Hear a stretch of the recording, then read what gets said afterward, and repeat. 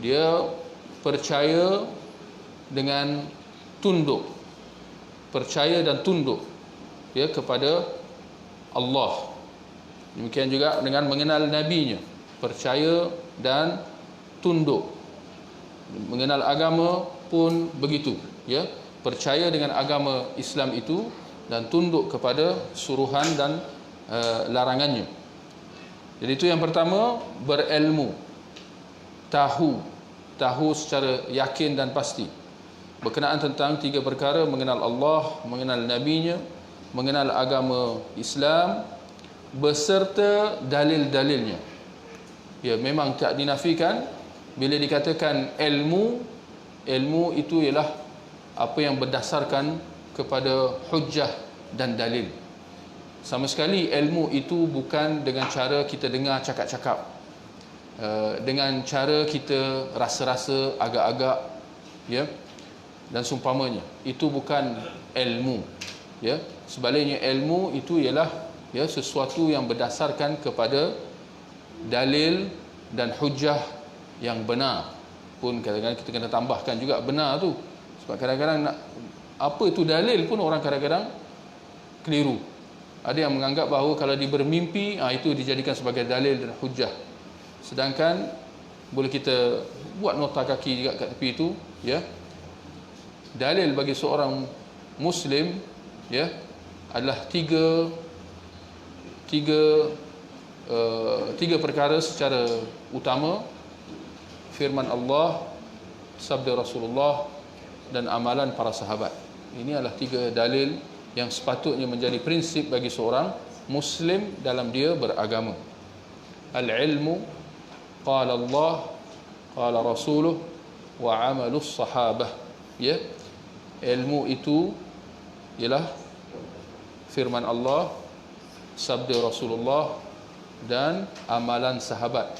Selain daripada itu bergantung kepada sejauh mana ia menepati tiga dalil utama kita ini. Maka apa sahaja yang menyalahi tiga dalil yang telah kita sebutkan tadi, maka dia adalah sesuatu yang tertolak. Apa sahaja dalil dan hujjah yang menyalahi firman Allah, maka itu bukan dalil yang benar. Apa sahaja dalil dan hujjah yang menyalahi firman sabda Rasulullah, maka dia bukan dalil yang benar. Demikian juga dengan apa yang menyalahi ya kefahaman dan amalan para sahabat, ia juga bukan dalil yang benar. Jadi kata Syekh Muhammad, perkara pertama yang wajib kita pelajari, yang pertama ialah berilmu. Kemudian yang kedua, mengamalkan ilmu tersebut. Ini juga satu perkara yang kita kena mempelajarinya ya, dan bertindak dengan sewajarnya. Beramal dengan ilmu tersebut, yakni beramal dengan apa yang telah kita tahu berkenaan tentang Allah, apa yang kita dah tahu tentang Rasulullah, dan apa yang kita dah tahu tentang agama Islam. Yakni merujuk kepada tiga perkara yang disebutkan sebelum itu ya. Mengamalkan ilmu tersebut, ilmu mengenal Allah, mengenal nabinya, dan mengenal agama Islam. Atau secara ringkasnya kita kata ya, beramal ya, beramal dengan ketaatan secara amnya ya, mengamalkan ketaatan secara amnya. Atau dengan kata lain, beramal dengan suruhan dan larangan agama itu ya. Ini perkataan-perkataan yang berbeza tetapi maksud dia sama ya. Para ulama mengatakan bahawa dalam berilmu tidak memadai, ia perlu disusuli dengan amal. Amal dianggap sebagai buahnya ya, dianggap sebagai hasilnya, hasil daripada seorang yang telah berilmu. Kalau dia berilmu kemudian dia tidak beramal, maka dia adalah ibarat pokok yang tidak ada hasil, tiada manfaat. Bahkan barangkali pokok itu akan dikira sebagai pokok yang bermasalah dan akan ditebang dan sebagainya ya. Maka seorang yang berilmu dia perlu beramal dengan ilmu yang dia telah pelajari itu. Demikian juga para ulama mengatakan seorang yang berilmu tetapi tidak beramal, dia telah menyerupai orang Yahudi. Ya.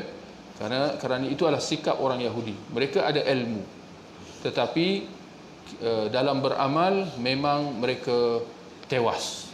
Ya. Jangan terkejut, ya. Kita sebut secara sepintas lalu bahawa orang Yahudi ketika mana mereka berilmu, ilmu mereka tertumpu ke arah untuk nak mencari jalan, bukan untuk beramal, untuk nak mengelak daripada beramal dengan ilmu yang mereka telah pelajari. Yang ini dia punya hasil dia memang terbalik sama sekali. Ya, ilmu yang dibelajar tu bukan membuahkan ketakwaan, tetapi membuahkan membuatkan mereka berfikir cara nak bermuslihat, untuk nak mengelak daripada apa yang mereka dah belajar. Ya, sedaya upaya nak bermuslihat untuk nak elak daripada melaksanakan suruhan dan larangan Allah Subhanahu wa taala. Maka tak heran kenapa mereka dikatakan sebagai golongan yang dimurkai oleh Allah Subhanahu wa taala dalam surah Al-Fatihah ayat yang terakhir, ya, ghairil maghdubi alaihim waladdallin. Ya, tunjukkan kami jalan yang lurus, yang benar, ya Allah, ya, jalan yang engkau telah kurniakan nikmat atas mereka, bukan jalan orang-orang yang dimurkai atau orang-orang yang sesat. Ya, orang yang dimurkai, ya, seperti yang disebutkan oleh ulama tafsir, ialah orang-orang Yahudi, ya, kerana mereka berilmu tetapi tidak beramal. Adapun orang yang beramal tanpa ilmu, para ulama mengatakan bahawa mereka menyerupai golongan Nasrani. Golongan Nasrani. Ya, tadi yang pertama Yahudi berilmu tanpa amal. Kita ada kumpulan yang kedua beramal tanpa ilmu. Ini pun rosak, ini pun tak boleh. Ya. Orang-orang Nasrani mereka adalah orang yang beramal. Tetapi sayangnya mereka beramal dengan kejahilan, tanpa landasan ilmu. Maka agaknya macam mana kalau orang tu beramal tanpa panduan, ya? Maka ini bahaya, ya. Bahaya kalau kita beragama tanpa ilmu. Kadang-kadang kita lihat di dalam kalangan masyarakat, dua-dua ada sifat ni. Berilmu tanpa amal, itu satu cabaran. Ada yang beramal tanpa ilmu, barangkali ramai masuk dalam kategori ini, ya, menyerupai sifat orang-orang Nasrani, ya. Mereka tidak adalah dia punya sejarah dia, ya, sejarah macam mana orang-orang Yahudi, orang-orang Nasrani jadi macam tu, ya. Antaranya ialah kerana agama mereka diselewengkan oleh orang-orang Yahudi itu sendiri. Ya, orang-orang Yahudi memainkan peranan dalam menyelewengkan agama orang-orang Nasrani sehingga akhirnya mereka sesat, ya, sehingga mereka beramal tanpa ilmu. Bila disebutkan pendeta, pernah dengar pendeta? Ada dua istilah bagi kaum ahli kitab. Pendeta dan satu lagi rahib. Pendeta dan rahib. Pernah dengar kan? Istilah sangat biasa kita dengar. Pendeta apa maksudnya? Ilmuwan daripada kalangan orang Yahudi. Ilmuwan atau kita panggil ulama. Sekalipun perlu kita tegaskan bahawa perkataan ulama itu adalah khas bagi ilmuwan orang Islam. Sebab itu dikatakan ulama. Dalam hadis Nabi kata al-ulama warathatul anbiya, ya. Nabi tidak mengatakan pendeta, ya. Siapa ingat pendeta dalam bahasa Arab apa? Dalam bahasa Al-Quran? Tiba-tiba hilang pula. Pendeta. Kalau rahib, rahib lah dalam bahasa Arab. Tak ada siapa yang boleh bantu. Ha? Ruhban, rahib, rahib. Pendeta. Qassas.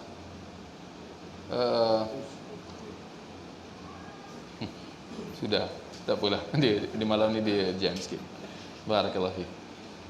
Terjemahan dia pendeta lah, ya. Tapi bila nak cuba nak ingat tu, kalau tak ingat tu jadi geram kan. Dia nak kena ingat juga. Baik.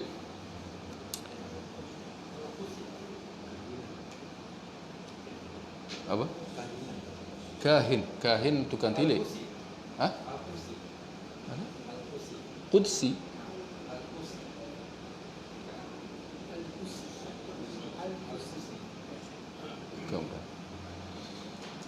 Tak apalah, nantilah tu. Baik, jadi bila disebutkan pendeta, yakni ilmuwan daripada kalangan orang Yahudi secara khasnya. Bila dikatakan rahib, dia lebih kepada merujuk kepada orang-orang Nasrani secara khasnya. Pendeta yakni orang yang berilmu. Rahib yakni orang yang banyak beramal, betul? Orang yang banyak mengabdikan diri dia untuk ibadah, ya, berkhalwat, duduk bersendirian di mana-manalah, ya, di dalam gua dan sebagainya. Itu lebih cocok kepada itu yang dikatakan rahib, ya, orang yang menjauhkan diri dia daripada hal-hal dunia, mengabdikan diri untuk ibadah semata-mata. Ini lebih sinonim dengan orang Nasrani, ya. Tapi itulah, dalam kalangan orang-orang pendeta ini masalah mereka ketika mana mereka berilmu tetapi mereka tidak beramal dengan apa yang mereka telah tahu. Berbanding dengan rahib tadi, mereka bila disebut rahib saja, rahib itu sinonim dengan kejahilan. Banyak ibadah, bahkan sampai tak kahwin. Seperti mana yang kita lihat padri-padri hari ini. Padri-padri ini dikenali sebagai apa? Ya, dia lebih kepada dikenali sebagai orang ahli ibadah, bukan ahli ilmu. Bahkan ilmu hampir kurang sahaja. Ya, banyak sahaja kadang-kadang kita tengok video-video didatangkan padri untuk berdebat kan, kadang-kadang video ni kan, media sosial banyak sekarang ni. Perdebatan antara ilmuwan Islam dengan padri. Ketika mana padri itu sendiri tak tahu apa ada dalam Bible. Betul lah? Siapa pernah nampak? Ya. Ini menunjukkan kejahilan itu, ya. Dalam kalangan orang-orang Nasrani, dalam kalangan rahib-rahib mereka. Baik. Kemudian yang ketiga, mendakwahkannya. Berdakwah dengan ilmu yang telah dipelajari. Ini adalah satu perkara yang wajib juga. Ya, kalau kita sudah berilmu, kita disuruh supaya mempraktikkan atas diri kita dahulu. Ya, sebelum kita nak suruh orang lain, kita disuruh supaya kita cakap serupa bikinlah. Kita kena bikin dulu, kita kena beramal dulu. Ya, kemudian baru datangnya berdakwah. Perlunya berdakwah. Hanya sahaja beza skopnya bergantung kepada situasi dan keadaan kita. Lagi seorang itu berkemampuan, maka lagilah besar dan luas skop dia berdakwah. Tapi kalau kurang berkemampuan, maka akhirnya masing-masing dengan kemampuan masing-masing. Tetapi seperti mana sabda Nabi SAW, kullukum ra'in wa kullukum mas'ulun an ra'iyatih. Setiap kamu bertanggungjawab dan setiap kamu bertanggungjawab atas orang-orang yang di bawah tanggungan dia, ya. Maka seorang bapa dia bertanggungjawab atas isi keluarga dia. Seorang suami bertanggungjawab atas isterinya, ya, dan demikian seterusnya, ya. Jadi akhirnya kalau seorang tu menganggap bahawa dia ni mungkin kadang-kadang saya mungkin terbayang masyarakat mungkin ada persepsi menganggap bahawa dakwah ni kerja mufti, kerja ustaz dan seumpamanya, tanpa kita sedar bahawa kita semua orang adalah pendakwah. Tinggal sahaja skop dia luas atau kecil sahaja, ya. Kalau dalam kalangan ahli keluarga, ya, ahli keluarga tu seperti isteri, anak-anak, siapa agaknya yang nak tegur, yang nak sampaikan hukum hakam agama, isi ajaran Islam kepada mereka? Apakah nak menganggap orang luar nak datang ke rumah kita untuk nak sampaikan? Sama sekali tidak. Sebaliknya dia adalah tanggungjawab ketua-ketua keluarga, si bapa, si suami, dia yang bertanggungjawab untuk menyampaikan, ya, perintah-perintah agama. Ini yang dikatakan dakwah. Ya, dakwah barangkali bukan seperti yang kita sangka, kena buat kuliah dan sebagainya. Tak. Kadang-kadang dengan kita cakap sahaja, kita sampaikan kebenaran itu dakwah. Ya. Kalau kita nampak anak kita makan dengan tangan kiri, kita tegur, itu dakwah, ya. Kalau kita nampak satu kemungkaran dan sebagainya, itu dakwah. Kalau ada yang bertanya, anak kita, isteri kita ada kemusykilan, dia bertanya, maka si suami, si bapa kalau dia tahu, maka dia wajib sampaikan. Boleh ke kalau si suami, si bapa ditanya, kemudian dia memilih untuk menyembunyikan? Dia tahu hukum tapi dia tak nak bagi tahu. Ya, takut-takut nanti dikena kat dia balik. Ayah, apa hukum muzik? Dia tahu haram tapi dia senyap. Takut nanti kalau dia kata haram, nanti anak kata, ayah hari tu kata haram, baik aku senyap. Boleh? Jawapannya tak boleh. Ya, kelak ilmu yang diketahui itu akan menjadi hujjah, ya, akan menjadi hujjah atas kita, ya, apabila kita tidak bersikap jujur dan amanah, ya, dalam menyampaikannya. Allah mengatakan dalam surah Yusuf ayat 108, qul hadhihi sabili ad'u ila Allah ala basirah. Katakanlah wahai Muhammad, katakanlah wahai umat Islam, inilah jalanku, aku menyeru di atasnya kepada Allah. Katakanlah ini jalanku, aku menyeru di atasnya kepada Allah ala basirah. Ala basirah yakni dengan atas landasan ilmu. Basirah maknanya lawan dia kejahilan. Basirah dalam keadaan tahu, ya. Berdakwah ke jalan Allah berdasarkan ilmu, ya. Ana wa manittaba'ani, aku dan orang-orang yang mengikutiku, kata Nabi sallallahu alaihi wasallam, ya. Seperti mana Nabi sallallahu alaihi wasallam menyeru ke arah kepada jalan Allah atas dasar ilmu, demikian juga pengikut-pengikut baginda sallallahu alaihi wasallam bermula dengan para sahabat dan kaum muslimin yang datang kemudian daripada kalangan para alim ulama dan seterusnya. Mereka menyeru ke jalan Allah bukan atas rasa-rasa, sangka-sangka, ikut-ikut cakap orang, tidak. Sebaliknya mereka menyeru ke jalan Allah dengan cara ilmu, dengan hujjah dan dalil. Hujjah dan dalil daripada apa, tuan-tuan? Firman Allah, sabda Rasulullah, amalan sahabat. Siapa yang nak menyuruh ke jalan Allah, kepada agama Islam tanpa tiga perkara ni, ini lebih kepada cakap-cakap lah. Dia cakap hearsay, kata si fulan, kata si fulan. Bolehlah kita nak dengar, kalau nak keluar kat sini balik pun boleh. Sebab itu bukan hujjah.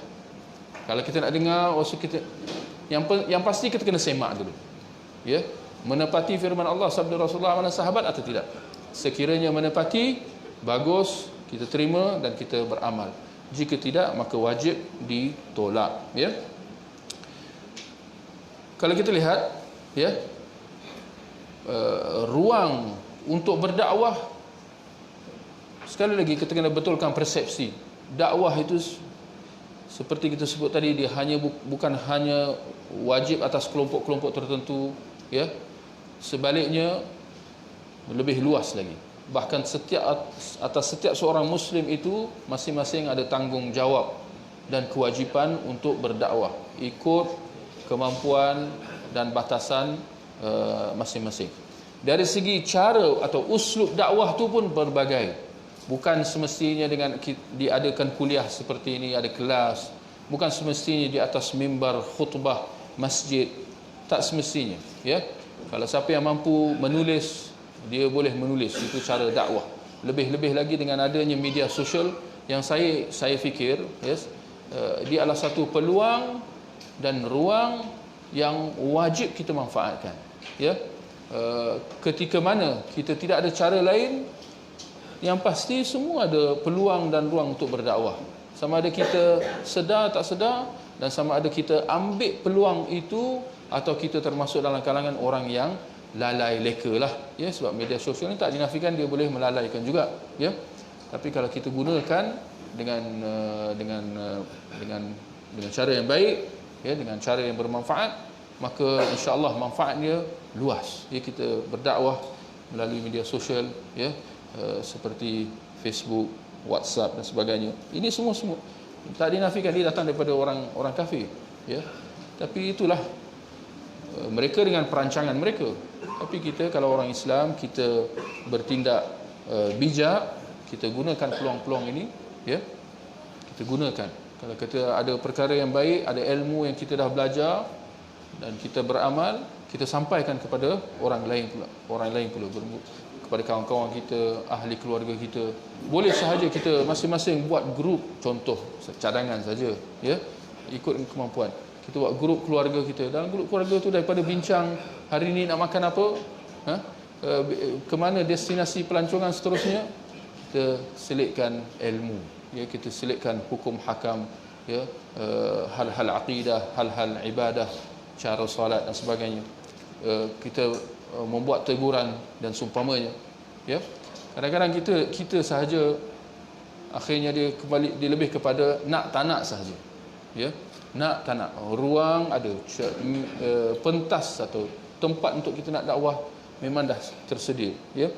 Ketika mana halangan-halangan tu banyak, tetapi subhanallah, Allah buka jalan-jalan yang lain. Betul atau tidak, ya? Kalau nak suruh setiap seorang daripada kita tulis buku, tak bila lah siap buku tu, contoh. Setiap seorang kita nak buat kelas, tak bila mampu tak mampu. Tapi sepatah kata, sampaikan satu ayat, sampaikan satu hukum dan seumpamanya, ya. Seperti orang bertanya-tanya tentang malam nisfu Sya'ban, ada atau tidak pengkhususan ibadah atau fadilat kelebihan yang tertentu. Kita sampaikan fatwa para ulama yang mengatakan bahawa malamnya tidak ada apa-apa ibadah yang khusus untuk dilakukan, ya. Nak buat qiyamul lail sempena malam nisfu Sya'ban, tiada petunjuk daripada Al-Quran, hadis dan amalan sahabat. Pada siang nisfu Sya'ban, 15 Sya'ban tu disunatkan untuk berpuasa atau tidak, kita sampaikan fatwa para ulama mengatakan bahawa ia tiada asasnya, ya. Dan seumpamanya lah, ya. Kalau kita di rumah, boleh sahaja kita, ya, kalau ada peluang. Kadang-kadang kita rasa macam berduka cita sedikit sebanyak ketika mana bila kita bertemu, tidak ada usaha untuk nak sampaikan kalimah yang baik, ya. Sebaliknya lebih kepada cakap-cakap kosong, ya, hal-hal yang, ya, paling tidak kita kata benda-benda yang la yusminu wala yughni min ju', tidak mengenyangkan dan tidak pula menghilangkan rasa lapar. Maknanya begitu-gitu je. Itu kalau tidak terjebak dalam hal-hal yang mungkar, mengumpat dan sebagainya. Sepatutnya kalau ada majlis bermula di rumah, sampaikan sahaja, ya, sampaikan sahaja apa sahaja ilmu yang kita dah belajar lah, ya, jangan bukan yang kita sangka-sangka, sampaikan, ya. Bermula dengan keluarga kita, ya, sebelum rakan-rakan dan yang lain.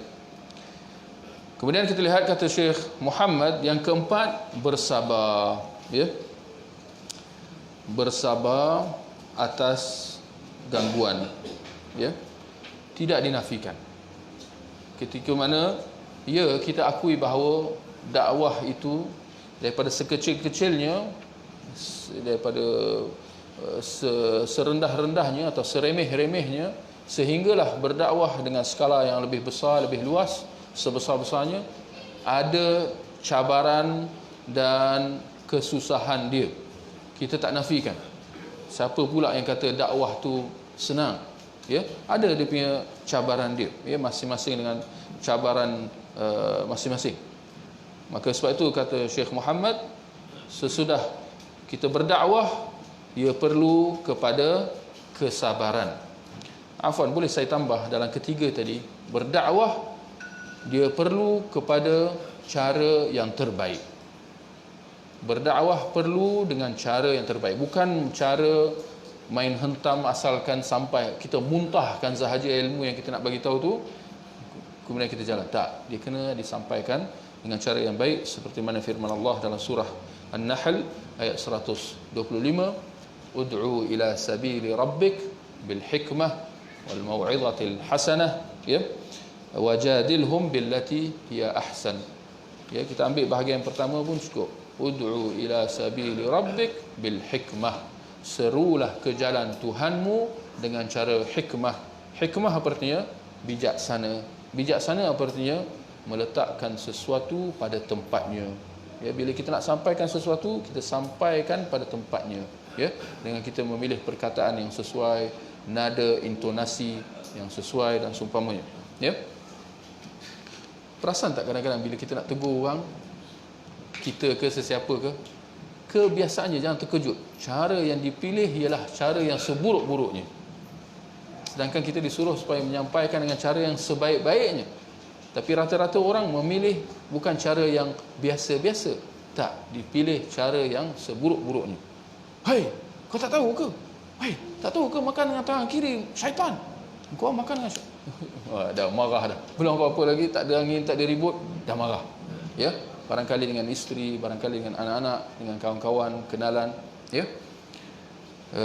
Cara yang kasar, ya, perkataan-perkataan yang keras dan seumpamanya. Kenapa, kita renung sekejap, kenapa agaknya bila berdakwah dalam ayat yang kita baca tadi, Allah menyuruh supaya kita berdakwah dengan cara hikmah. Antara dakwah dengan cara berhikmah secara prinsip perlu dengan kelembutan. Itu secara prinsip. Tak dinafikan ada keadaan di mana kita kena dakwah dengan kekerasan mengikut kesesuaian. Tapi secara prinsip perlu dengan kelembutan. Siapa agaknya boleh bagi tahu, bagi pencerahan, kenapa dalam dakwah secara prinsip, secara asas kita disuruh supaya bijaksana? Antara erti kebijaksanaan itu ialah dengan berlembut, dengan cara berpada-pada. Apa agaknya? Apa masalah? Apa masalah dengan kalau kita keras? Seperti yang disebutkan, yang dijelaskan oleh para ulama, kebenaran itu dah berat. Kebenaran itu berat. Seperti mana firman Allah, inna sanulqi alaika qawlan thaqila.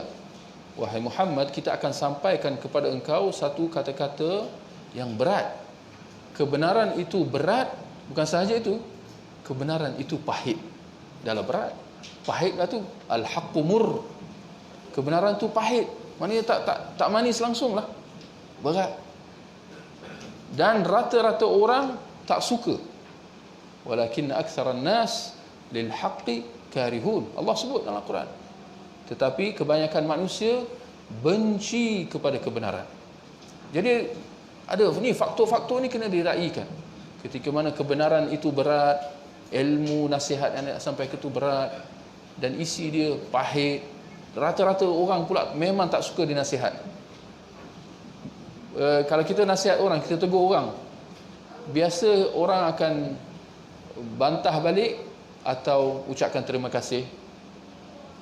Kalau kita nasihat orang, tak kira lah, ya, isteri kita ke, lepas ni kalau balik rumah cuba, janganlah cuba-cuba, nanti dia muji-muji pula.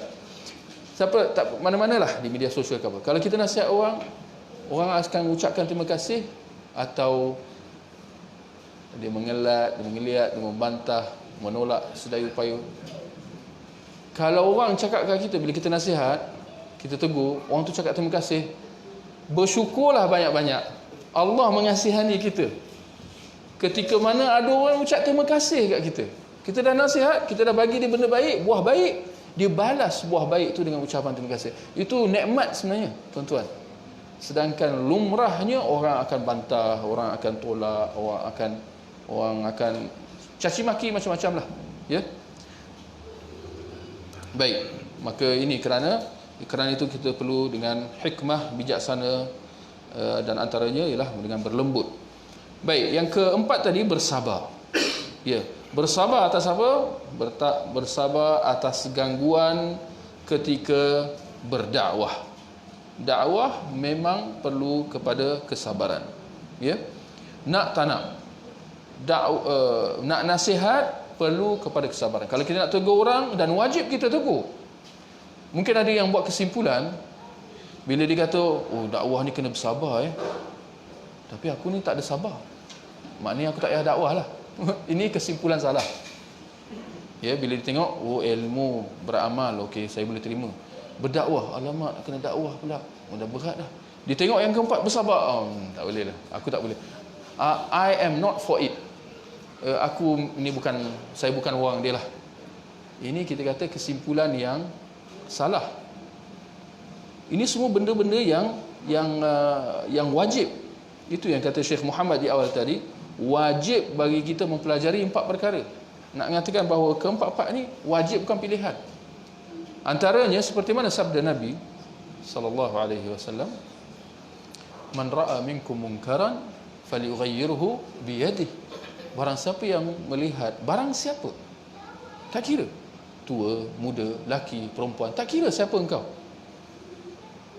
Man ra'a minkum munkaran falyughayyirhu biyadihi. Barang siapa yang melihat satu kemungkaran, maka hendaklah maknanya di sini apa? Maknanya wajib. Maka hendaklah dia menukarnya, mencegahnya, menghalangnya dengan tangan dia. Fa illam yastati' fa bilisanihi. Jika dia tak mampu, dia tidak ada kuasa, dia tidak ada daya upaya, kalau tak mampu, baru pergi yang kedua, iaitu dengan cara lisan, iaitu tegur, nasihat. Dia perbetulkan, ya, dia nampak satu orang hal mungkar dan sebagainya, dilihat orang minum dengan tangan kiri, makan dengan tangan kiri misalnya, dia cegah. Orang tu nak pegang tangan kiri, dia cegah, dia pegang tangan kiri dia tu, jangan bagi sampai. Ya, hadis Nabi jelas. Kalau tak mampu, tegur, jangan minum tangan kiri, sungguhnya syaitan makan dan minum dengan tangan kiri. Tegur. Kata Nabi, fa illam yastati' fa biqalbih. Kalau dah itu pun tak mampu, paling tidak wajib ingkar dalam hati. Wa dzalika adhaful iman, dan itu adalah selemah iman. Tapi poin yang nak dikatakan di sini ialah kewajipan amar ma'ruf tadi. Maknanya bukan pilihan. Ya. Jika kita lihat satu kemungkaran, kemudian kita tangan pun tidak, lisan pun tidak, akhirnya hati pun tak ada rasa apa-apa, dia khawatiri iman dah hilang daripada hati kita. Na'udzubillah. Ya. Jadi dakwah, tegur menegur, nasihat menasihat wajib, masing-masing dengan skop masing-masing lah, ya. Paling tidak di rumah memang, kalau sebagai bapa memang kita ada kemampuan untuk cegah dengan tangan, ya. Seorang bapa, seorang suami, memang dia ada kemampuan, ya. Tapi itulah, ya, bila berdakwah perlu kepada kesabaran, ya. Dan para ulama mengatakan bahawa sabar itu dalam 3 perkara, ya. Tuntutan sabar itu dalam 3 perkara. Yang pertama, ya, sabar itu maknanya menahan diri atau mengikat diri. Itu maknanya sabar, menahan atau mengikat diri. Erti sabar yang pertama iaitu mengikat diri, bersabar dalam ketaatan kepada Allah, dalam melaksanakan ketaatan, ya. Ia perlu kepada kesabaran. Demikian juga perlu sabar dalam mengikat diri jauh, supaya menjauh daripada hal-hal maksiat. Perlu juga kesabaran, ya, menahan diri, sabar daripada mengumpat misalnya lah, ya, sabar daripada berkata buruk, sabar daripada mencela orang dan sebagainya. Perlu kepada kesabaran. Ini semua bentuk sabar, ya. Apatah lagi hal-hal maksiat, mungkar yang lain, perlu kepada kesabaran, perlu kepada ketahanan.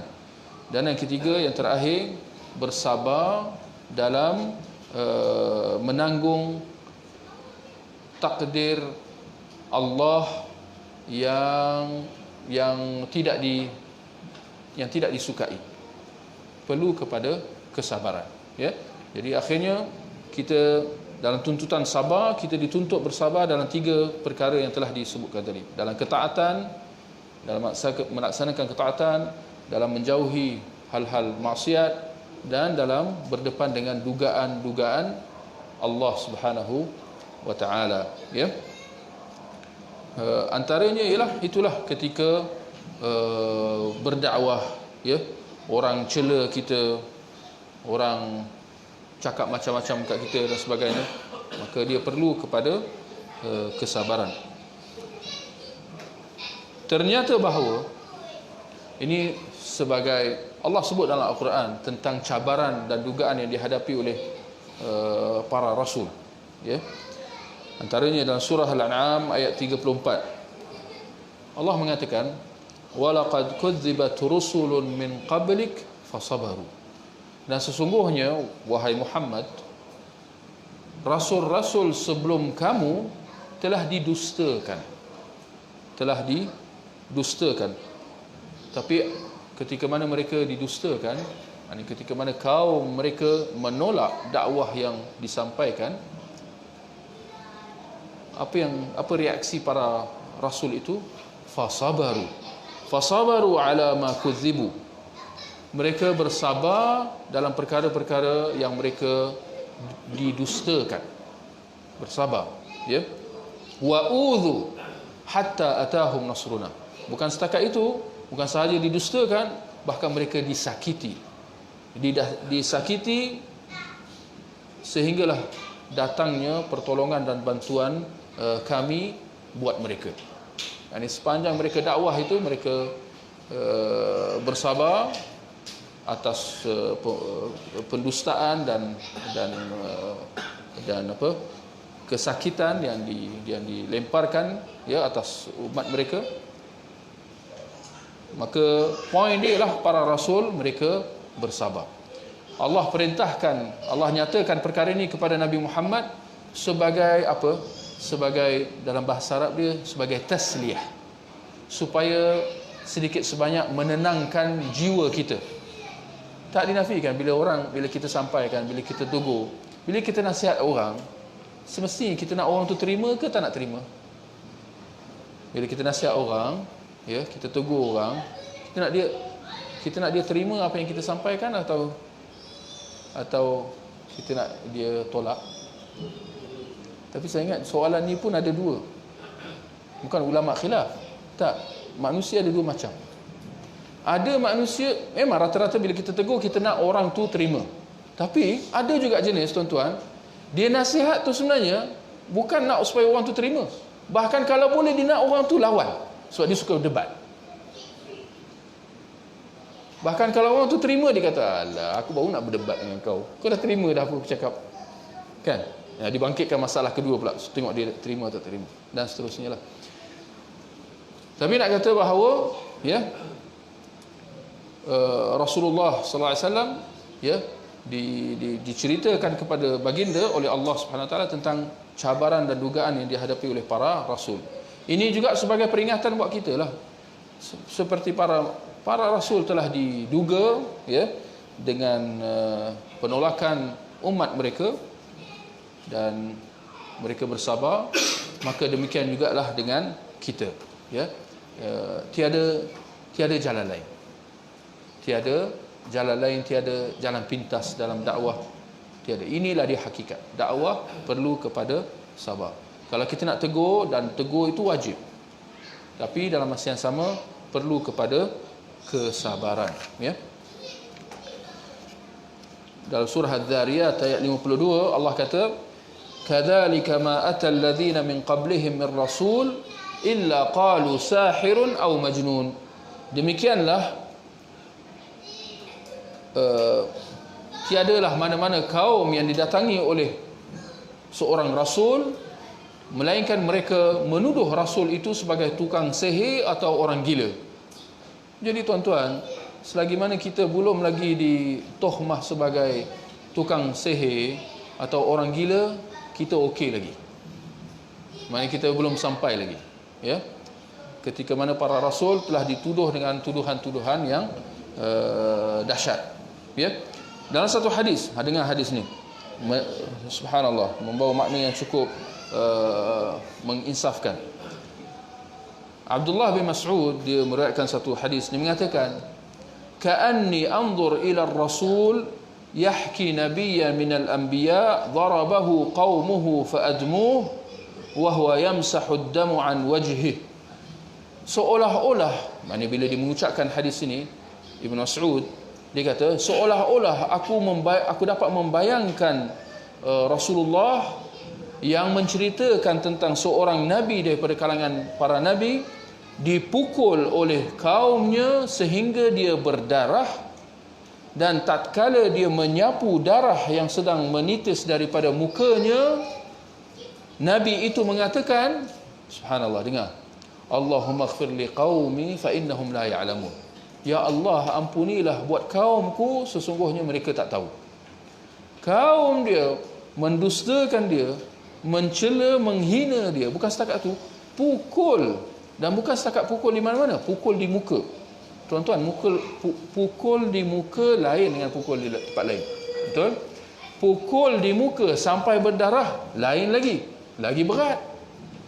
Tapi dalam keadaan darah meleleh, menitis, apa kata Nabi itu? Ya Allah, ampuni kaum aku, sesungguhnya mereka tak tahu. Sungguhnya mereka ni jahil lah. Ampunkan, maafkan mereka. Ya, ini menunjukkan apa, tuan-tuan? Ini menunjukkan apa? Ini menunjukkan bahawa besarnya jiwa para Nabi. Ada perkataan lain, besar, jiwa besar. Jiwa besar, berlapang dada, sikap pemaaf, sikap bersabar yang cukup hebat. Betul? Saya ingat kalau kita dah orang pukul kita, dia automatik pam, terus kita tahan balik. Betul? Kan? Dia automatik, refleks. Kan? Baru-baru ni ada seorang ahli politik kat Australia tu kan, macam mana budak tu dia bagi kat telur kat belakang kepala dia. Tengok macam mana reaksi dia. Dia pandang belakang terus. Kamera ada tak ada, aku bagi lempang dulu. Betul? Itu tindakan refleks dia lah. Tapi para rasul jauh sekali. Mereka mempunyai sikap yang sangat luar biasa. Ya. Ya Allah, ampunilah kaum aku, sungguhnya mereka tak tahu. Nak mengatakan bahawa inilah dia sikap yang perlu ada. Nak tak nak, sikap yang perlu ada. Kenapa, tuan-tuan? Dia sebenarnya bila syariat perintahkan kita bersabar, sedar tak sedar, dia sebenarnya adalah kebaikan untuk kita. Dia adalah kebaikan. Dia baik buat kita. Bila Allah suruh sabar, maknanya itulah sepatutnya. Maknanya tak ada jalan lain. Nak tak nak, kau suka tak suka, kena sabar. Dan dia adalah baik buat kau. Ada orang kata, oh geram, marah. Dia ingat, kalau dia bertindak balas, maka itu bagus. Dia tak sedar kalau dia bertindak balas, dia hanya memburukkan lagi keadaan. Betul? Kan? Ketika mana kita boleh bayangkanlah seorang pendakwah tu, kalau kita nak lebih faham, seorang pendakwah tu dia ibarat seorang doktor, ahli perubatan, dengan pesakit-pesakit dia. Kalau pesakit dia datang, apa agaknya sikap seorang doktor yang bagus? Ya? Dia marah kat pesakit dia. Apa kau ni penyakit? Kau demam?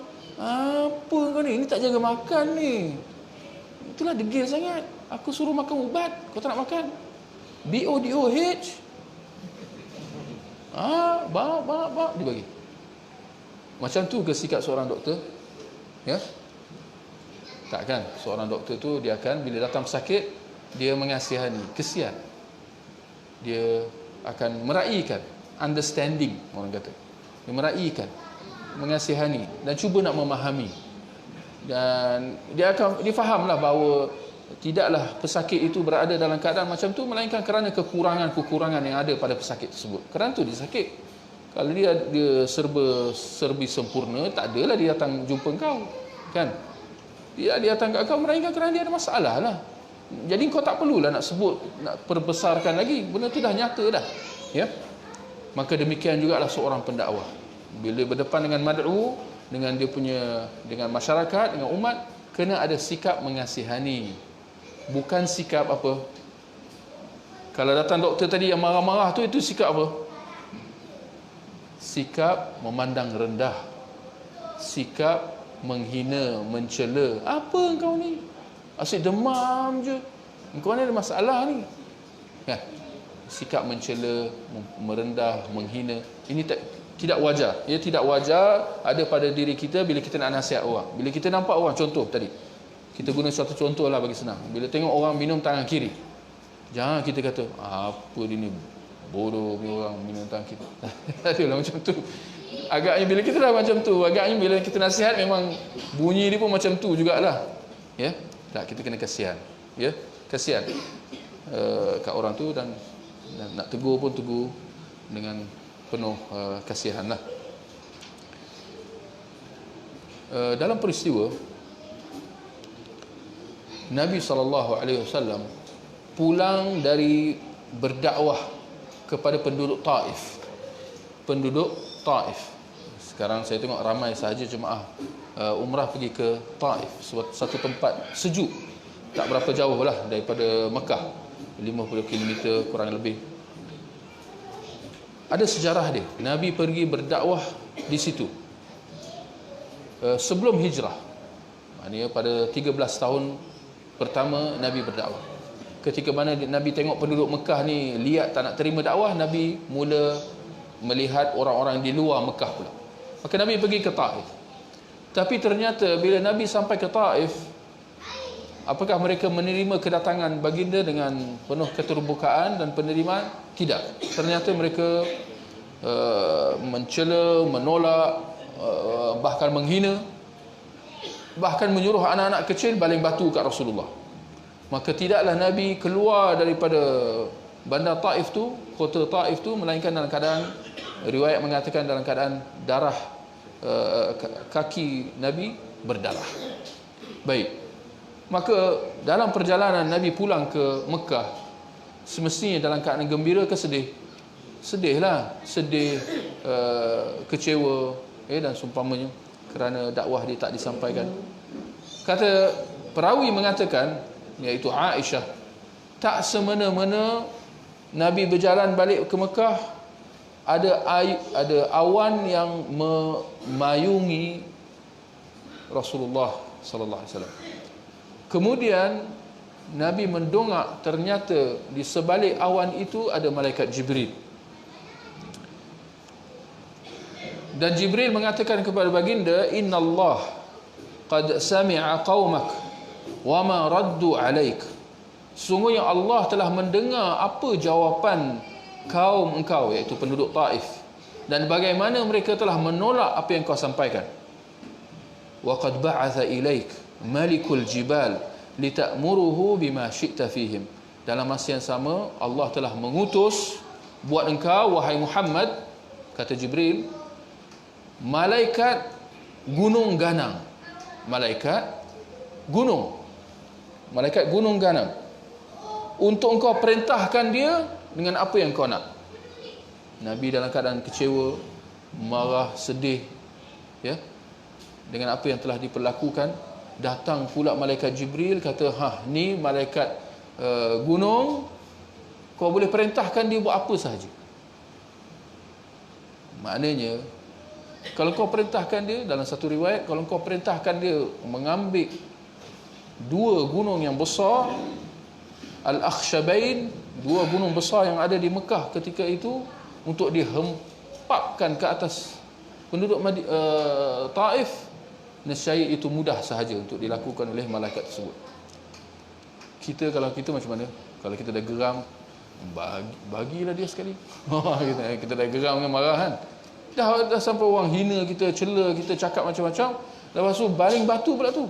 Itu kemuncak penghinaan, tuan-tuan, ya. Apa jawab Nabi sallallahu alaihi wasallam? Bal arju an yakhruj Allah min aslabihim man ya'budu Allah wahdah wa la yusyriku bihi syai'a. Nabi kata tak perlulah, tak perlu itu semua. Bahkan aku mengharapkan supaya dalam kalangan zuriat mereka, paling tidak, kalau mereka tak terima, itu satu perkara, tapi paling tidak aku harapkan zuriat mereka yang datang kemudian akan ada dalam kalangan mereka yang menyembah Allah semata-mata dan tidak menyekutukan, ya, dan tidak menyekutukan Allah. Dan lihat sikap mengasihani, ya, sikap pemaaf, sikap memahami, ya, jiwa besar yang ada pada Rasulullah sallallahu alaihi wasallam, yang kita pun kena sedaya upaya terapkan dalam diri kita. Kita kena ada sikap mudah memaaf, ya, sikap sabar, sikap toleransi.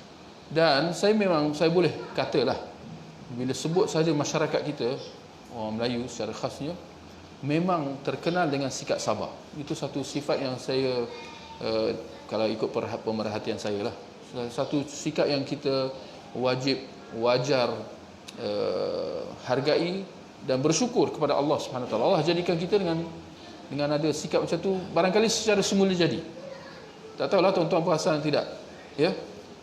Kita ni ada sikap boleh bersabar. Antara bukti, kalau siapa nak bukti. Ini saya bagi contoh harian. Kalau di jalan raya biasa kita dengar orang picit horn ke tak picit horn? Kalau orang picit horn kat belakang kita tu satu biasa ke itu memang cari gaduh dengan kita? Jarang orang tekan horn, betul? Jarang orang tekan horn. Bahkan kalau orang tekan horn kita akan rasa semacam, betul? Tapi kalau kat negara-negara lain tekan horn tu biasa. Kalau siapa yang pergi haji, pergi umrah kat negara Arab tu, lampu isyarat tu belum tukar hijau lagi, 2-3 saat dia dah picit horn lah. Dia nak kata, oi depan bersedia ya. Tak sabar, sikap tak sabar. Jadi alhamdulillah kita dalam masyarakat kita sikap sabar tu ada. Cuma barangkali boleh kita kata ada ruang untuk dimantapkan lagi. Ya. Bagaimana? Ini ruang untuk kita muhasabah. Sekalipun kita masyarakat kita terkenal dengan sikap sabar, tapi kalau kesabaran dia dah hilang, dia meletup. Kalau dia meletup, dah habis gunung berapi dah. Dah tiada maaf bagimu. Ini ruang untuk kita muhasabah lah, ya. Sepatutnya bersabar sampai bila? Orang selalu tanya, sabar. Jawapan dia apa? Sampai bila nak sabar? Betul atau tidak? Sabarlah. Tak ada, aku dah lama sabar. Dia tak faham ni. Ini cakap kita kena faham. Cakap orang jahil. Cakap orang yang tak faham apa arti sabar. Sebab ini soalan cukup emas dia. Sabar dia berapa lama? Ada jawapan? Cuba bagi jatuh jawapan yang tuntas. Bila kita kata, dengar ya. Yang pertama, ilmu, beramal, dakwah dan sabar. Sabar sampai bila? Ada jawapan? Apa dia?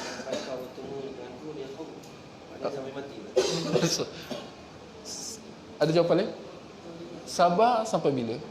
Sehari, 3 hari, 3 malam, sebulan, setahun. Sampai bila nak sabar? Mau you tak you ya? Memang betul kita dah lama sabar. Okey, jom. Ini biasa kita dengar. Jawapan dia, sabar dia sehingga Allah menghilangkan musibah tersebut. Sehingga Allah menghilangkan, sehingga Allah mengangkat cobaan tersebut. Sabar ialah menahan diri, mengikat diri. Maknanya kita tak boleh buat apa-apa. Itu maksud sabar. Ketika mana benda tu dah ada di depan kita, yakni apa yang menduga kita, mencabar kita di depan kita ni, dan kita tak boleh nak buat apa-apa. Kalau kita boleh, kita boleh alihkan, kita boleh hilangkan, maka itulah sepatutnya, kan? Tapi ini ketika mana kadang kita tak boleh buat apa-apa, maka jawapan dia apa?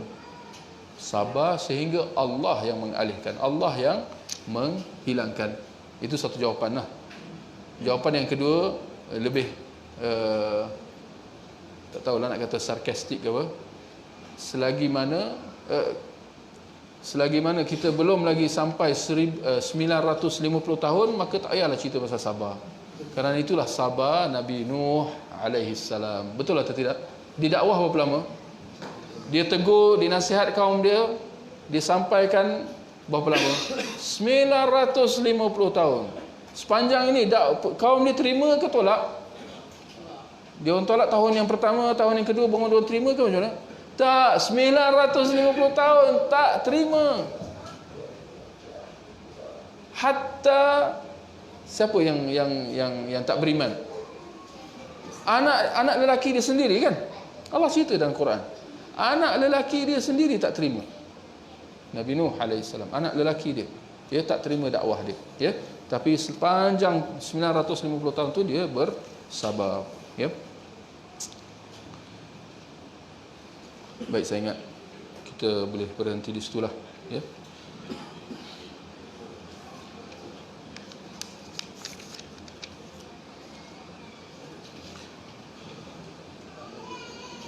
Maka tuan-tuan, demikian tadi 4 perkara tadi yang wajib diketahui dan dipelajari, ya, bagi setiap seorang muslim, apatah lagi seorang penuntut ilmu, iaitu berilmu, beramal, berdakwah dan bersabar. Baik, kalau ada sebarang pertanyaan.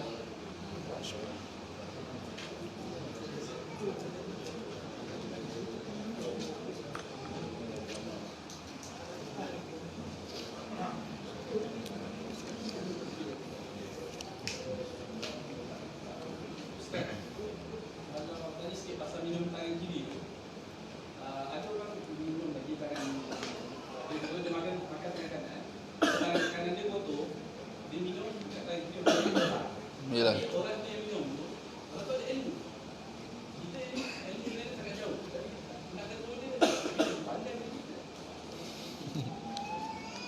Barakallahu fiik. Ya, orang, kita tengok orang minum tangan kiri, sedangkan orang itu dilihat lebih berilmu atau barangkali lebih tua daripada kita, ya, dan seumpamanya lah, maka kita pun seganlah nak tegur dia, ya, ketika mana dia lebih tua barangkali atau lebih berilmu, ya, ataupun dia ustaz juga ke dia tak tahulah, ya. Dia bukan begitu. Dia ni soal kembali kepada hadis Nabi tadi, man ra'a minkum munkaran falyughayyirhu biyadihi. Barang siapa yang melihat satu kemungkaran, maka hendaklah dia mengubah, mencegahnya dengan tangannya. Jika tidak, maka jika tak mampu, maka dengan lisannya, dengan kata-kata, tegur, nasihatlah, ya, ingatkan. Ya, besar kemungkinan dia tak perasan, dia tak sedar dan seumpamanya lah, ya. Maka ad-dinun nasihah, agama itu ialah nasihat, menasihat. Tapi itulah saya kadang-kadang, kita masyarakat kita lah, termasuk diri saya sendiri, kadang-kadang bila kita nak tegur tu kita teragak-agak, betul?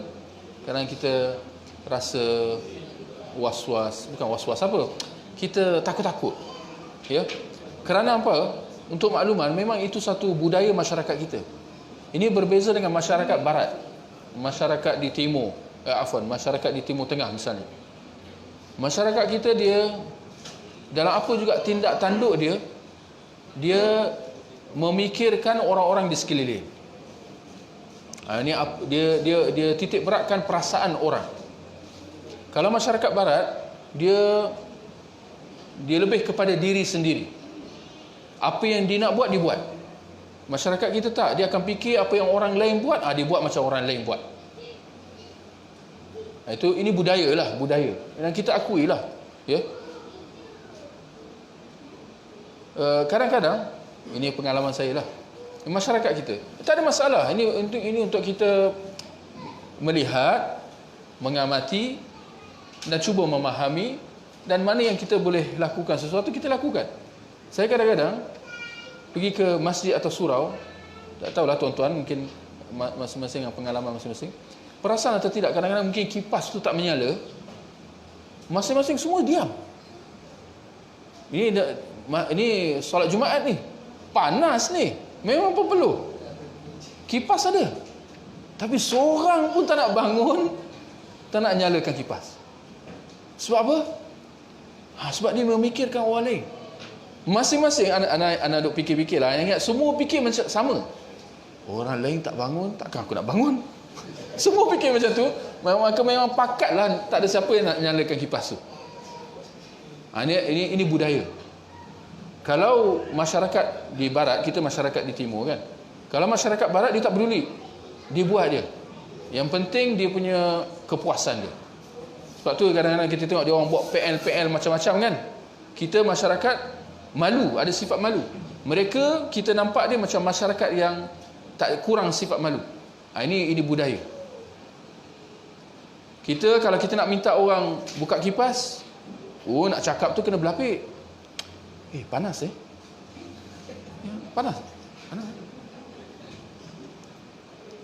Dia nak suruh buka kipas, tapi nak sampai point buka kipas tu, dia pusing.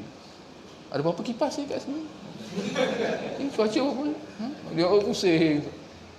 Tapi masyarakat barat, lihat, boleh tolong buka kipas? Direct je. Tapi kita tak. Tapi anak-anak saya duk fikir-fikir, ini antaranya mungkin kerana kita menitik beratkan perasaan orang. Berbanding dengan masyarakat sana, dia tak memikirkan sangat tentang orang lain. Ya. Maka kembali kepada nasihat tadi tu, ini kadang-kadang mungkin kerana pembawaan, keterikatan kita dengan budaya-budaya macam ni, sehingga kita takut-takut, teragak-agak untuk nak tegur. Dan bagi saya melihat bahawa ini memang satu yang salah lah. Kalau soal kipas itu, saya ingat itu benda remeh lah, benda yang boleh dimaafkan. Tetapi dalam bab amar ma'ruf nahi munkar, ini benda wajib. Ya, maka wajarlah kita semestinya dengan ilmu, setelah kita faham, memahami hakikat ini dan cabaran ini, kita kena lakukan sesuatu. Kita kena bertindak, kita kena tegur lah. Pendek kata, kita kena tegur orang tersebut, sekalipun dia lebih berumur, sekalipun dia dilihat lebih berilmu dan sebagainya. Tapi seperti yang kita sebut tadi lah, perlu ditegur ya, dengan cara yang terbaik. Dan memang cabaran dia semestinya, kalau orang tu kita tegur, dia cakap terima kasih, itu yang kita kata, itu memang luar biasa lah. Kita patut cakap terima kasih. Terima kasih ya, cakap terima kasih. Sesuatu lain. Ya. Tapi kalau orang tu berdalih bagi alasan, itu sesuatu yang boleh kita jangka. Dan itu bukan persoalan. Nanti dia bagi alasan macam, tak ada, itu bukan persoalan. Kita dengan tanggungjawab kita, dia dengan tanggungjawab dia dan reaksi dia, itu dia punya pasal. Sebab tu kita kena ingat, sebab tu kita kena latih diri kita dalam kita nak nasihat, nak tegur, seperti mana kewajipan. Tak kira di rumah, dengan sesama hubungan suami isteri, anak beranak, adik-beradik. Ini bermula dengan sekecil-kecil sehingga seluar-luar. Bila kita nak nasihat, kita kena tanamkan, kadang-kadang kita kena faham. Sebab rata-rata orang dia salah faham. Ketika mana dia sangat-sangat menaruh harapan supaya orang itu bertindak dengan nasihat dia, supaya orang itu bertindak dengan apa yang dicakap. Jangan minum dengan tangan kiri. Sorry, saya terlupa. Kita nak jawapan macam tu lah, kita nak dengar. Tetapi betapa bahayanya kalau kita ada expectation macam tu, harapan macam tu. Kerana sering sahaja harapan atau keinginan yang macam ni akan balik-balik kat kita. Macam mana? Mengecewakan kita. Ketika mana orang itu menolak nasihat kita. Jadi kalau kita dah ada harapan setinggi gunung supaya orang tu terima nasihat, jauhilah syirik, jauhilah amalan pergi ke bomoh, janganlah percaya kat khurafat. Ada orang masuk, kita boleh percaya, masuk hutan kita boleh percaya pula dia pergi kena tangkap bunian dan sebagainya, dia dah kahwin dengan bunian dan sebagainya. Ini semua kepercayaan syirik. Kita harapkan orang tu, ya ini syirik ya, betul-betul, astagfirullah, kita harap macam tu lah. Tak ada. Kau Wahabi. Kita kena bersedia dengan tu. Sebab apa? Bila kita bersedia, bila kita, kalau benda tu benar-benar berlaku, kita tidaklah akan terasa kecewa, bersedih, berlebih-lebihan, kan? Kan kalau kita boleh sampaikan dakwah, kadang-kadang kita harap betul-betul dia terima nasihat kita dan sebagainya, kan? Jadi mintalah bila kita, kalau kita minum, ya, ini minum sungguh ni, minum dengan tangan kiri, dengan tangan kanan, afwan. Ya, dalam sebuah hadis Nabi kata, ketika Nabi nampak seorang budak tu ya minum dia makan tak tertib lah, ya, Nabi tegur budak tu, ya ghulam samillah wa kul bi yaminik wa kul mimma yalik. Wahai anak kecil, makan mula dengan bismillah, makan dengan tangan kanan, dan makan daripada apa yang dekat-dekat. Jangan capai yang jauh-jauh, kerana ini semua menyalahi tata tertib adab-adab makan minum lah. Jadi nak kata makan minum ya dengan tangan kanan, jangan makan dengan makan ataupun minum dengan tangan kiri. Seperti mana dalam hadis Nabi kata, fa inna syaitan ya'kul bishimalih wa yashrab bishimalih. Syaitan dimakan dengan tangan kiri, minum dengan tangan kiri. Ya. Tapi datang pula orang berfalsafah, ya.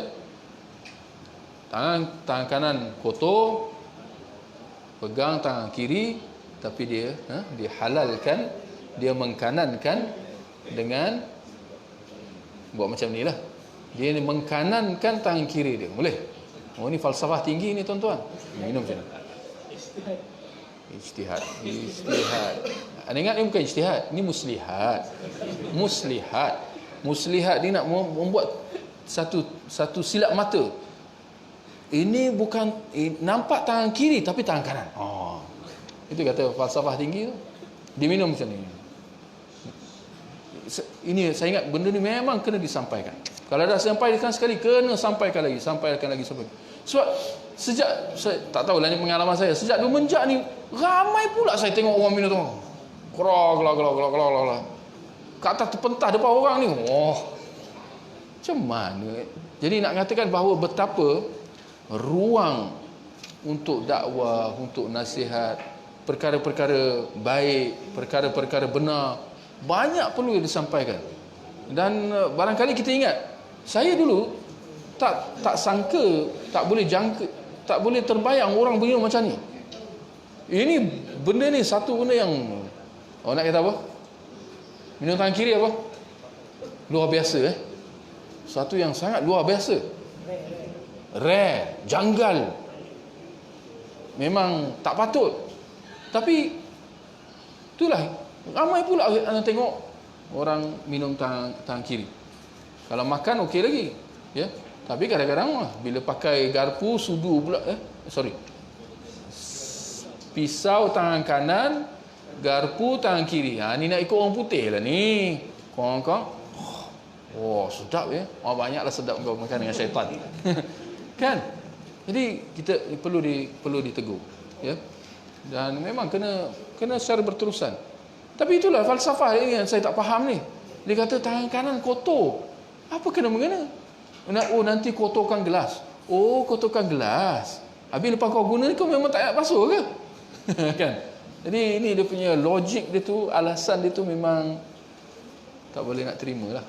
Ya. Baik, insyaAllah.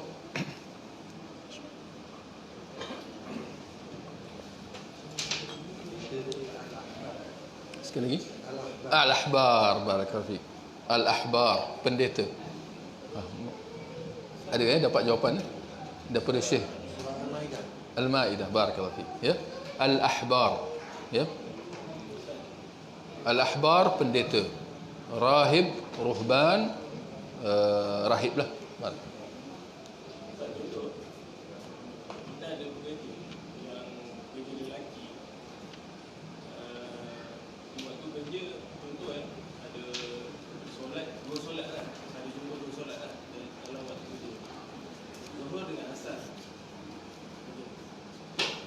Memberi kebenaran untuk bekerja solat berjemaah di masjid atau surau lah, berdekatan. Tetapi jika bekerja enggan ataupun sengaja melewatkan ataupun dia tak nak pergi, macam mana Ustaz? Dia tak nak pergi? Nasihat, terus nasihat ataupun sampai masa kita ambil tindakan. Macam mana dia tak nak semayang ke apa? Kerja tak nak semayang? Anak solat jemaah ataupun kita suruh dia pergi cepat kan, dia dengan lengahkan, ataupun masa kita ada dia pergi, masa kita tak ada dia tak pergi. Saya ingat dia punya soal asas dia lah, dia solat tak solat. Itu dia solat tak solat, itu satu, itu asas. Kemudian solat berjemaah atau tidak, itu pelengkap dia lah, ya. Tapi ini sekarang ni apa? Dia solat tak solat ke, atau sekadar tak pergi masjid solat berjemaah ke, macam mana? Hanya suruh dia pergi solat di masjid kan. Tapi Kita majikan lah. Kita majikan, dia pekerja. Macam tu. kita bagi arahan dia lah. Solat di masjid. Tapi bila kita tak ada, rupanya dia tak pergi masjid. Dia solat mana? Dia solat, mungkin dia solat di kedai ke, di tempat kerja kan. Dia macam ni. Boleh ambil tindakan ataupun Dia macam ni. Ini saya ingat dia permasalahan ni dia kembali kepada hukum solat berjemaah. Itu hukum solat berjemaah. Itu yang kita kena clarify, kita kena selesaikan dulu. Hukum solat berjemaah satu perkara, hukum solat fardu tu sendiri, hukum orang yang tak solat itu satu perkara yang lain. Kita kena bezakan. Jadi hukum solat berjemaah itu sahaja ada perbahasan. Maka ada yang kata kalau mazhab Syafi'i mengatakan sunat muakkad. Ada pandangan mengatakan hukumnya fardu kifayah. Dan ada yang kata fardu ain. Bahkan ada yang sampai kata solat fardu solat berjemaah itu adalah syarat sah. Jadi ada pandangan-pandangan. Walaupun kita kata sebetulnya ialah solat berjemaah itu hukumnya ialah wajib, ya, adalah fardu, ya, atas setiap seorang mukallaf, ya. Maka solat fardu berjemaah itu wajib, dia bukan sunat muakkad. Sekalipun dalam masa yang sama, kita kena faham bahawa ada pandangan. Lagi-lagi ini pandangan yang diajar, kalau di mana-mana diajar, di mana-mana institusi agama, rata-rata saya kira mereka mengambil mazhab Syafi'i lah, ya. Ketika mana mereka kata kita ambil mazhab Syafi'i, jadi dia akan mengambil pandangan mazhab Syafi'i dalam masalah ini, mengatakan bahawa solat berjemaah hukumnya sunat muakkad. Kalau solat muakkad maknanya apa? Maknanya kalau tak pergi, tak apa. Kalau pergi, bagus. Itu maknanya, ya. Jadi mungkin ini antara sebabnya kenapa kita lihat masjid-masjid kita begitu. Kerana dalam kefahaman masyarakat begitu. Walau macam mana pun kita kata, tidak menafikan bahawa ketika mana kita lebih mengutamakan dalil dan hujah, maka dalil hujah ini perlu dijelaskan kepada orang yang kita nak sampaikan tu. Dijelaskan bahawa solat berjemaah ini adalah satu kewajipan, ya. Bahkan Nabi SAW sampai memberi ancaman, ya, atas orang yang tidak solat berjemaah, ya. Nabi sehingga mengancam nak akan membakar rumah mereka, ya. Jadi dia adalah satu perkara yang serius, ya. Dalam masa yang sama juga boleh kita jelaskan untuk kita perkara yang kita faham dengan baik, bahawa kewajipan solat berjemaah itu adalah dalam kadar jarak antara kita dengan masjid, ya, atau surau yang ada solat berjemaah, ialah kalau sekiranya muazzin itu mengumandangkan azannya, kita dapat mendengarnya tanpa pembesar suara. Kerana itu syarat atau limitasi ke apa, had yang ditetapkan oleh Nabi SAW ketika mana seorang buta datang kepada Nabi mengatakan bahawa meminta izin, meminta keuzuran supaya dia tak perlu solat berjemaah di masjid. Nabi pada mula kata okey, tak apa, engkau ada keuzuran. Tapi kemudian Nabi panggil balik. Nabi tanya, adakah engkau mendengar azan? Maka laki buta tu kata, ya. Maka Nabi kata, maka hadirlah, sahutlah, maknanya pergi juga. Jadi dia punya kayu ukur dia ialah kita kena mampu mendengar azan itu tanpa pembesar suara. Sekiranya tidak ada pembesar suara, kita boleh agak-agak, kita boleh dengar, maka wajib kita sahut, ya.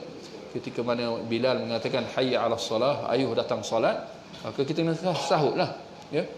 Tetapi kalau jarak itu jauh, maka kewajipan itu akan berpindah kepada sunat bagi orang yang jauh. Manakala yang wajib itu adalah bagi orang yang tinggal di sekeliling, yang boleh dengar azan tanpa pembesar suara, ya. Tapi kalau seperti mana yang kita maklum bahawa masjid-masjid sekarang pembesar suara digunakan secara meluas, kadang-kadang berkilo-kilometer pun boleh dengar. Adakah ini bererti bahawa wajib pergi? Jawapannya tidak, sunat. Sebab jarak yang jauh itu dah di luar batasan. Jadi ini kita kena jelaslah. Maka kalau sekiranya jarak dia memang dekat dan orang itu memang sudah diberi penjelasan, maka ketika itu tengoklah, bergantung kepada kebijaksanaan kita lah, perlu diambil tindakan atau tidak dan seumpamanya. Tetapi andai kata tak solat, maka itu musibah dia lebih besar lah, ya. Kalau memang tak solat, dia masuk waktu zuhur, kemudian masuk waktu asar, tak solat juga zuhur, itu musibah besar lah. Dan ini orang-orang macam ni kita kena ambil tindakan lah, ya. Baik, insyaAllah. Jadi majikan boleh ambil tindakan Ya, semestinya dia, sebab jangan lupa orang-orang macam ni dia boleh mendatangkan musibah ke atas kita. Dia mendatangkan kemurkaan Allah. Ya. Tetapi kita kena ambil bertindak dengan bijaksana lah. Ya, bijaksana. Ya. Baik, insya-Allah.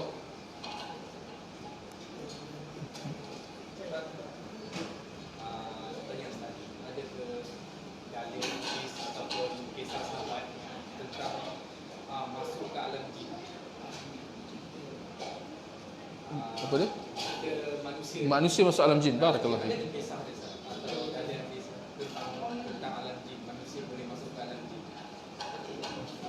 Oh, setakat yang saya tahu tidak ada lah. Ya. Dan antara apa yang dijelaskan oleh Syekh Al-Albani rahimahullah, dia menegaskan bahawa bila kita dengar kisah-kisah tentang manusia kahwin dengan jin, manusia kahwin dengan syaitan, manusia masuk ke alam jin, manusia hilang dan sebagainya, maknanya hilang betul. Ya. Maknanya hilang dari alam nyata ni, masuk ke alam lain dan sebagainya. Beliau rahimahullah menegaskan bahawa ini semua bohong. Ini semua bohong. Kenapa? Kerana beliau menegaskan bahawa manusia dan jin adalah dua alam yang berbeza.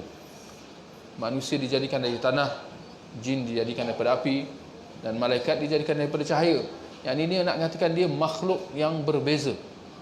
Seperti mana kita manusia, kita tak boleh nak masuk ke alam haiwan. Boleh manusia tiba jadi haiwan. Dia bersifat, bertabiat macam haiwan, itu satu perkara. Tapi manusia betul-betul jadi haiwan, kan? Boleh atau tidak? Ya. Jawapannya mustahil. Kerana dia makhluk yang berbeza. Manusia tiba jadi malaikat, boleh. Tiba ada keluar sayap dan sebagainya. Itu cerita karut adalah, kan?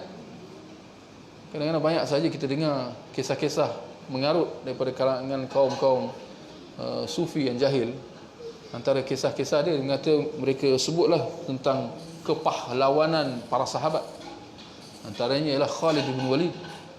Ketika mana Khalid bin Walid dia berperang dan dia sebagai seorang pahlawan yang handal lagi hebat, ketika mana dia mengangkat pedangnya untuk mencantas musuh-musuh, sekali dia angkat, dia boleh menghayun terbang, mencantas 10-20 kepala melayang. Wah, ini cerita mengarut macam mana pula Khalid bin Walid boleh terbang macam tu. Jadi ini, adapun manusia nak masuk ke alam jin, ini pun satu yang mustahil, tak mungkin. Jin ada alam dia, manusia ada alam dia, alam yang berbeza. Dan dalam Al-Quran Allah kata, innahu yarakum min haitsu la tarawnahum. Sungguhnya jin, mereka melihat kamu wahai manusia daripada sudut di mana kamu tak mampu melihatnya. Nak kata bahawa manusia tak akan mampu melihat jin dalam rupa bentuk dia yang sebenar. Tak mungkin. Allah dah nafikan dalam Al-Quran. Kalau dia berubah bentuk seperti mana yang Allah berikan dia kebolehan berbuat demikian, jin berubah bentuk jadi manusia boleh, ada dalam hadis. Jin berubah jadi dalam bentuk haiwan boleh, seperti mana dalam hadis. Jin boleh berubah bentuk jadi anjing yang hitam dan seumpamanya, boleh disebut dalam hadis. Tapi manusia berubah jadi jin mustahil. Jadi ini perkara-perkara yang dijelaskan kepada ini melibatkan perkara ghaib. Perkara ghaib ni dari mana kita nak dapat? Kita sebagai seorang Muslim, bila melibatkan benda ghaib sahaja, melibatkan alam jin, alam malaikat, apatah lagi alam ketuhanan Allah, dari mana kita nak dapat sumber-sumbernya? Kita kata tidak lain dan tidak bukan firman Allah, sabda Rasulullah. Selain itu mengarut. Selain itu hanya bersangka-sangka, cakap-cakap, dakwaan tanpa bukti. Maknanya hearsay, mengarut-ngarut je lah. Ya. Dan kita sebagai seorang Muslim tak boleh kita punya kepercayaan kita, apa yang kita percaya, bila kita kata iman, maknanya percaya. Bila kita kata manusia boleh masuk alam jin, manusia boleh kahwin dengan jin, syaitan, boleh beranak pinak pula. Wah, ini anak bunian ni. Dia percaya. Kita kata kau ni sebagai seorang Muslim, masakan kau boleh ada kepercayaan? Mana asasnya? Mana dalil bukti bahawa manusia boleh kahwin dengan jin? Mana kau datang? Dan jawapan ni tak boleh selain daripada dua yang kita sebut. Firman Allah, sabda Rasulullah. Oh, berkata Bible, berkata Taurat. Menurut kajian, dia ilmu ghaib, dia bukan ikut kajian, bukan ikut apa si fulan apa kata si fulan, tak. Firman Allah, sabda Rasulullah. Jadi manusia boleh kahwin dengan jin? Mustahil. Jin masuk manusia boleh. Itu dalam hadis Nabi kata sejarah.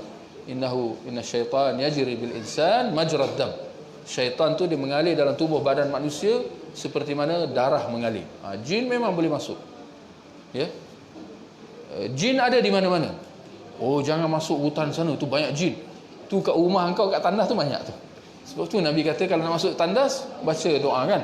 Sebelum nak duduk cangkung baca doa. Allahumma inni a'udzubika minal khubthi wal khaba'ith. Khubth dan khaba'ith itu jin. Jin laki dan perempuan. Tu kat rumah kau banyak jin, kau tak risau pula. Kau takut risau syaitan kat hutan sana, hutan sini.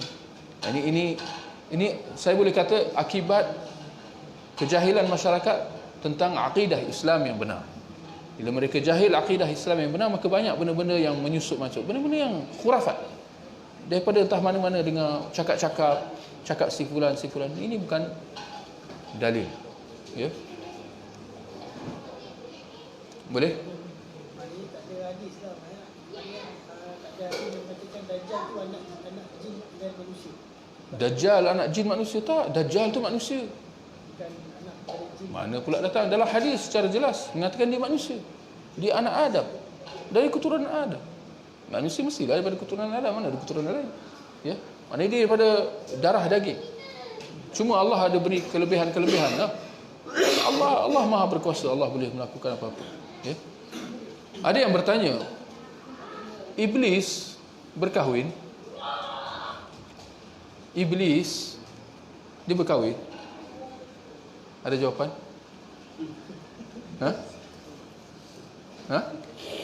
Ada Syekh, siapa Syekh menjawab? Syekh Saleh Fauzan ke apa? Dia tanya. Syekh Saleh Al-Fauzan hafizallah dia tanya, ada ya Syekh, ya fadilat Syekh, hal Iblis tazawwaj? Iblis ni dia berkahwin? Syekh Saleh Fauzan kata apa? Kalau aku dapat kad jemputan aku beritahu kau. Baik, subhanakallahumma wa bihamdika asyhadu an la ilaha illa anta astaghfiruka wa atubu ilaik.